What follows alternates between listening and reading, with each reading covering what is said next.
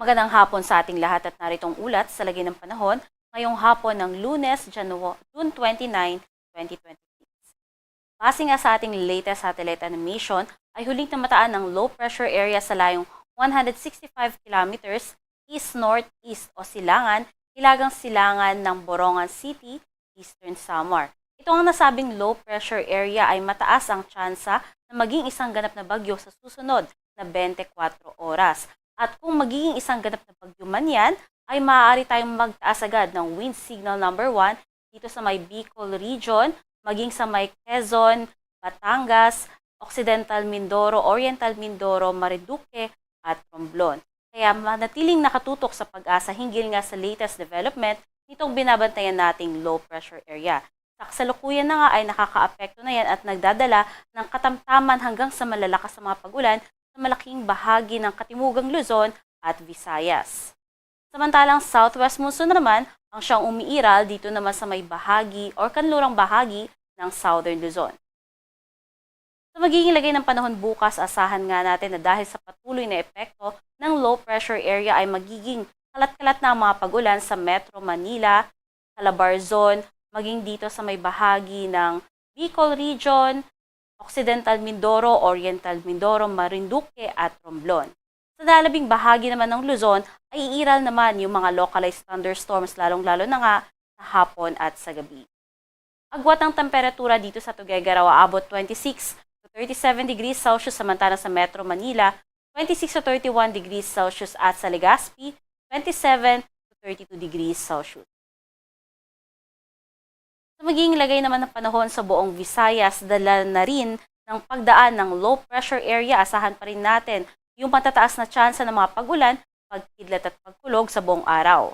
Samantalang habagat naman ang siyang iiral dito sa may Palawan at sa may Zamboanga Peninsula na siya magdudulot naman ng mga kalat-kalat na mga pag-ulan, pagkidlat at pagkulog. At sa lalabing bahagi naman ng Mindanao ay localized thunderstorm naman ang magdadala ng mga pag-ulan lalong-lalo na nga sa hapon at sa gabi. Agwat ang temperatura dito sa may Iloilo at Cebu aabot ng 27 to 32 degrees Celsius samantalang sa Zamboanga, 26 to 30 degrees Celsius at sa Davao, 25 to 31 degrees Celsius. At dahil nga sa pagdaan ng low pressure area, asahan nga natin na yung mga pag-ulan ay aabot ng 50 to 100 millimeters dito sa malaking bahagi ng Eastern Visayas, katimugang bahagi ng Southern Luzon, kasama yan yung mga probinsya ng Oriental Mindoro, Marinduque, Romblon, Albay, Sorsogon, Masbate, Northern Samar, Eastern Samar, Biliran at Leyte. Simula nga yan ngayong araw hanggang bukas ng hapon. Pagsapit naman ng bukas ng hapon hanggang sa Miyerkules ng hapon, magpapatuloy pa rin yung mga pag-ulan dito sa may Mindoro provinces kasama rin ang Marinduque, Romblon, Palawan, dalayan ng pinagsamang habagat at low pressure area. At pagsapit nga ng Miyerkules ng hapon hanggang Thursday ng hapon na kung saan nasa West Philippine Sea na nga yung ating low pressure area. Magpapaulan pa rin yan dito sa may Occidental Mindoro at Palawan. Yung mga probinsya nga na may kulay dilaw, yan po yung mga areas na makararanas ng pinakamalalakas na mga pag-ulan sa susunod na 3 araw at aabot nga yan ng 50 to 100 millimeters. Yung ganitong dami ng mga pag-ulan ay maaaring magdulot ng mga localized flooding, especially nga sa mga areas na nasa syudad, malapit sa ilog at nasa mababang lugar at mga landslide naman, especially din sa may very high susceptibility areas. Kaya iba yung pag-iingat sa ating mga kababayan sa mga piligrong dala na malalakas na pag-ulan, gaya nga ng pagbaha at pagguho ng lupa. At sa magiging kalagayan naman ng ating karagatan ay wala tayong nakataas na gale warning, kaya malayang maglalayag lahat ng sasakyang pandagat.